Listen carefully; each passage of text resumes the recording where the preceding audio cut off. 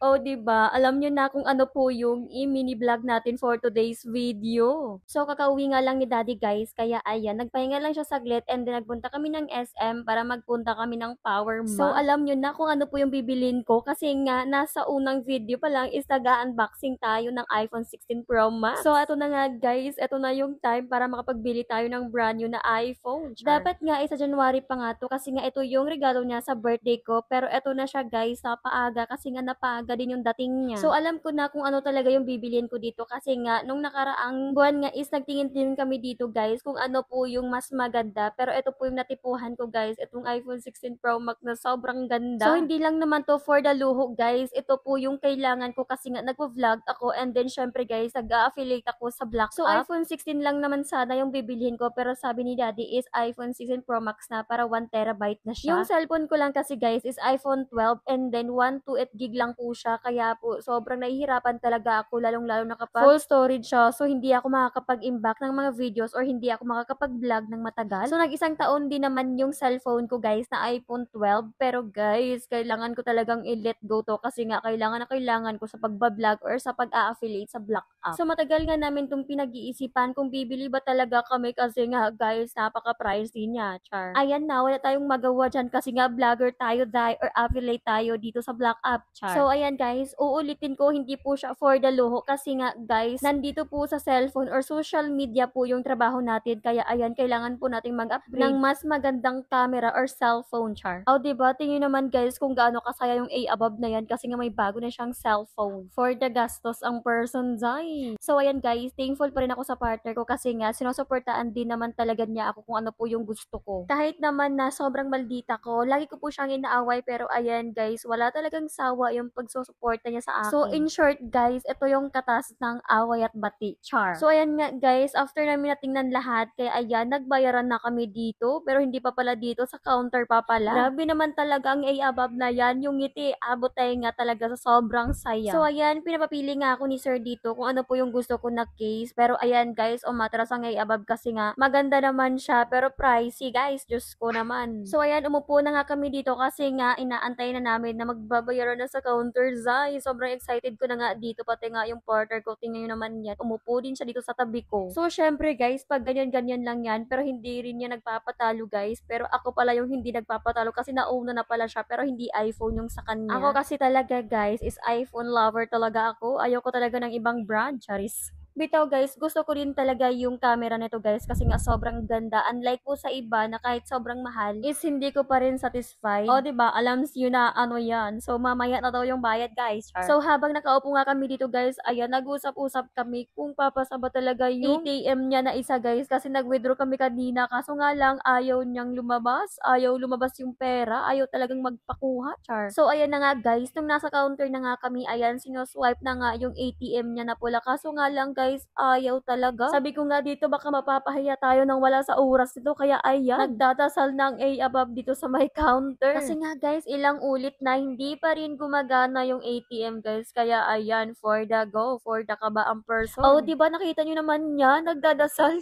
So sa kasamaang palad nga guys, is hindi nga siya gumana. Ayan, nag next ATM tayo zay. Kaya for the kaba na naman ng person. Pero sabi ko nga kay daddy na meron namang laman yung ATM ko kaso nga lang is hindi po naka-open yung iAccess. Kaya ayan, ito lang talaga yung tanging pag-asa guys para hindi tayo mapapagastos at yung partner nga natin yung mapapagastos. Char. So sa wakas nga guys, successful nga ang ating transaction for today's video. Char. So ayan guys, bago makalimutan ang lahat, shoutout pala kay ma'am sa nag-assist sa amin. Ang bait niya guys, as in ang ganda niya pa. So hindi na nga ako kinakabahan dito guys kasi nga ito na nga siya. So excited na naman ang person. So nagtatawanan nga lang kami dito sa my counter guys kasi nakailang swipe talaga kami tapos ayaw niya. Nakapag-withdraw kasi kami sa ATM machine kanina, akala namin is naka-limit na siya. Kaya ayan, yung isang ATM po yung ginamit namin. Pero guys, sa wakas, hindi pala siya naka-over limit guys kasi nga iba-iba pala yun. So guys, ito na talaga yun. Ito yung pinaka-exciting part guys na mag-a-unboxing tayo. So ngayon is makakaranas na rin tayo ng mag-a-unboxing ng sarili nating iPhone. Char. So syempre naman, kailangan natin niyang i-video or i-vlog guys kasi ito yung kauna-unahan natin na mag-a-unboxing tayo dito sa my Power Max. So ayan nga guys, wala na nga akong pakialam sa mga tumitingin kasi nga guys, eto na talaga siya. Eto na talaga yung dream come true. Aba, syempre, no, excited tayo kaya kailangan meron tayong resibo, Jai. Bahala na nga kayo dyan. Basta eto guys, para sa akin is ito talaga yung achievement ko sa buhay.